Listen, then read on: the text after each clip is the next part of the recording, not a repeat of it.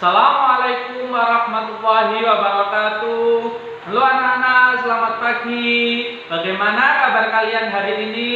Semoga masih tetap sehat, kuat, melaksanakan pembelajaran dari rumah. Masih tetap dengan bersama Pak Yasir. Kali ini kita akan belajar tema 1 hidup rukun, subtema 1 hidup rukun di rumah. Sekarang pembelajaran 6 sebelum ke subtema 2. Simak video berikut baik-baik ya. Kegiatan pembelajaran kita hari ini meliputi 1. Menemukan ungkapan dalam teks percakapan. 2. Menjelaskan makna ungkapan dalam kalimat. 3. Menunjukkan penerapan sila keempat dan kelima Pancasila di rumah. 4. Menceritakan pengalaman penerapan sila keempat dan kelima di rumah. 5. Menuliskan bilangan 3 angka. 6. Membaca bilangan 3 angka. Perhatikan percakapan berikut ini ya anak-anak. Hari Minggu nanti kita akan berwisata. Kalian ingin pergi kemana? Aku ingin pergi ke kebun binatang. Bagaimana kalau ke pegunungan saja? Wah, ada 2 pendapat nih. Mana yang akan kita pilih ya? Liburan kali ini saya ingin ke kebun binatang. Mari kita ambil jalan tengah. Ada yang mau mengajukan usul? Begini saja, saya punya usul. Liburan kali ini kita pergi ke kebun binatang.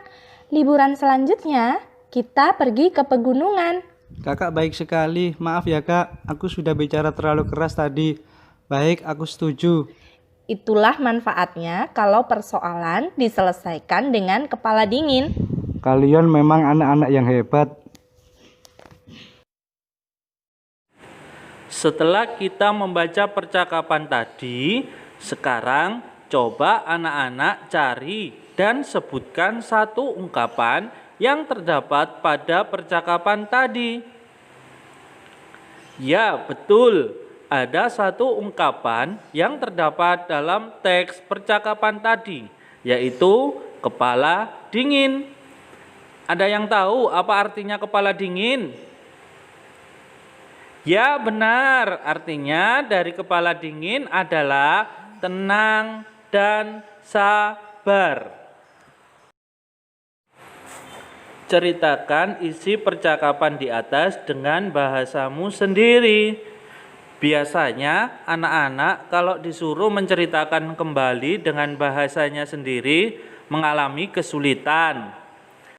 Langkah yang pertama, kalian dapat mempersiapkan cerita dengan menjawab pertanyaan-pertanyaan berikut. Pertanyaan pertama, apa yang sedang dibicarakan dalam percakapan itu? Pertanyaan kedua, kapan rencana wisata dilaksanakan? Nomor 3, siapa yang mengusulkan tujuan wisata? Keempat, kemana Udin ingin berwisata? Yang nomor 5, kemana Mutiara ingin berwisata? Pertanyaan keenam, mengapa keputusan tujuan wisata dapat diambil dengan baik?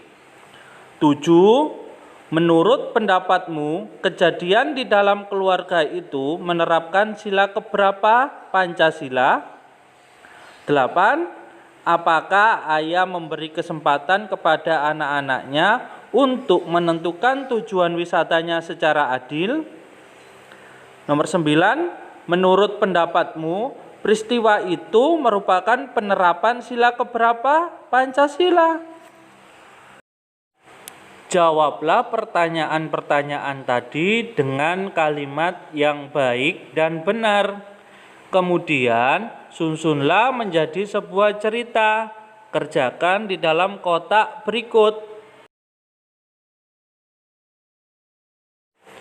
Nah, setelah berlatih menjawab 9 pertanyaan tadi, ayo kita bahas bersama-sama ya anak-anak.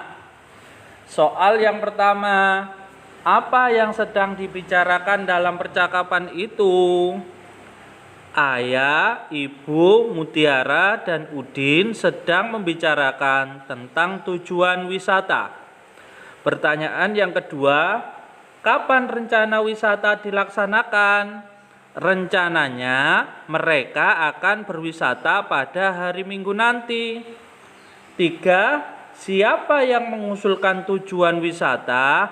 Yang mengusulkan tujuan wisata adalah Udin dan Mutiara. Pertanyaan keempat, kemana Udin ingin berwisata?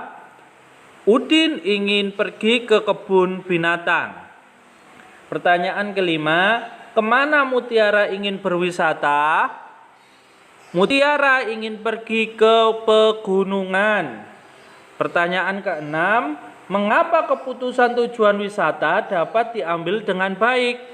Keputusan tujuan dapat diambil dengan baik karena mereka berdiskusi bersama dengan kepala dingin. 7. Menurut pendapatmu, kejadian di dalam keluarga itu menerapkan sila keberapa Pancasila? Kejadian di dalam keluarga tersebut menerapkan sila keempat Pancasila, yaitu dengan bermusyawarah. 8. Apakah ayah memberi kesempatan kepada anak-anaknya untuk menentukan tujuan wisatanya secara adil? Ya, ayah mereka memberikan mereka kesempatan untuk mengungkapkan pendapat mereka secara adil. Nomor 9. Menurut pendapatmu, peristiwa itu merupakan penerapan sila keberapa Pancasila? Bisa sila keempat, bermusyawarah, atau sila kelima Pancasila, karena ayah mereka berbuat adil kepada semua anaknya, karena sila kelima yang berbunyi keadilan sosial bagi seluruh rakyat Indonesia. Setelah menjawab 9 pertanyaan tadi, maka jawaban-jawaban tersebut bisa dijadikan satu, maka akan membentuk suatu cerita. Perhatikan contoh di bawah ini. Ayah, Ibu, Mutiara, dan Udin sedang membicarakan tentang tujuan wisata. Rencananya mereka akan berwisata pada hari Minggu nanti. Yang mengusulkan tujuan wisata adalah Udin dan Mutiara. Udin ingin pergi ke kebun binatang. Mutiara ingin pergi ke pegunungan.